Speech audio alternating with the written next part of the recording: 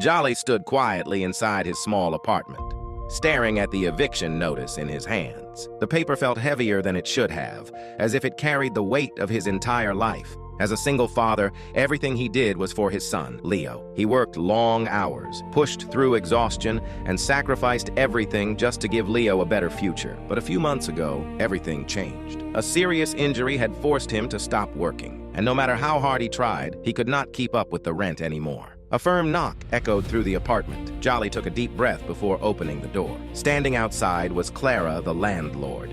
She was dressed in a luxurious gown, with perfectly styled white fur and gold jewelry that reflected her wealth and status. Her posture was confident, and her expression showed no sign of sympathy. Clara stepped slightly forward and looked into the apartment. She told Jolly that the deadline had passed and that she expected the apartment to be vacated immediately. Her voice was calm but cold. Jolly spoke respectfully, keeping his tone steady. He explained that his injury had kept him from working for a while. He told her he was recovering and would soon be able to earn again. He asked for just a few more days to get back on his feet. Clara shook her head without hesitation. She said she had already given him enough time and could not allow any more delays.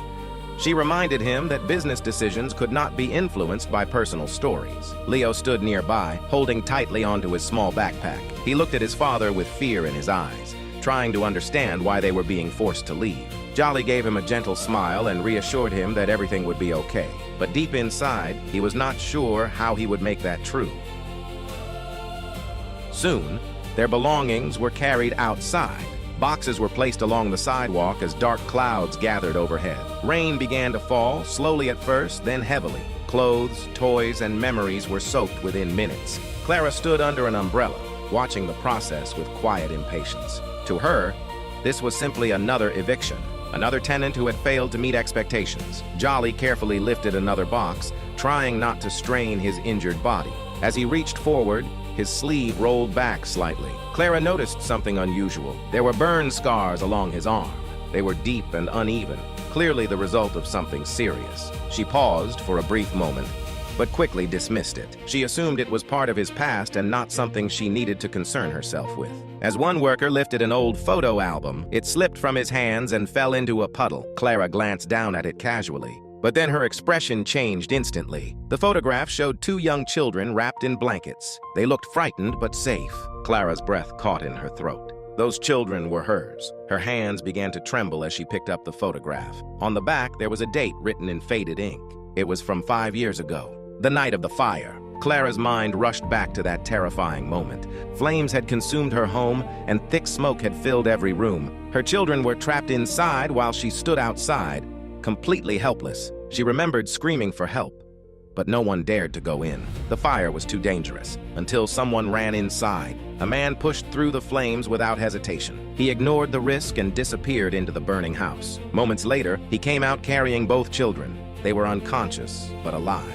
Clara had never clearly seen his face. Everything had happened too quickly, and before she could thank him, he had disappeared into the chaos. Clara slowly looked up from the photograph. Her eyes moved toward Jolly. Her voice shook as she asked if he had been there that night. Jolly paused for a moment. He looked at the photograph and then back at Clara. He quietly said yes. The world seemed to stand still. The sound of the rain faded into silence. The man she had just thrown out into the rain was the one who had saved her children's lives. Clara stepped back, completely shaken. Her confident expression disappeared, replaced by shock and guilt. She looked at Jolly again, but this time she saw him differently. She saw not a struggling tenant, but a man who had once risked everything for her family. Her voice trembled as she asked how he had gotten injured. Jolly answered calmly. He said the burns and injuries came from that same fire. He explained that the recovery had been long and painful. He had lost his job during that time, and that was why he had fallen behind on rent. Leo walked closer and held his father's hand. He looked at Clara with quiet confusion. Jolly gently squeezed Leo's hand, trying to stay strong. He had never told this story because he never expected anything in return. Clara's eyes filled with regret. She said she did not know. She said she had no idea who Jolly really was or what he had sacrificed. Jolly gave a small, tired smile. He said it did not matter because he would have done it again without hesitation. Clara felt something inside her break. For the first time, she realized how wrong she had been. She looked at the truck, which was almost fully loaded. If she did nothing, Jolly and his son would leave with nothing. Her voice became urgent. She told the workers to stop immediately. Everyone froze. She admitted that she had made a terrible mistake. She said she had allowed pride and money to blind her. Then, without hesitation, she tore the eviction notice in half.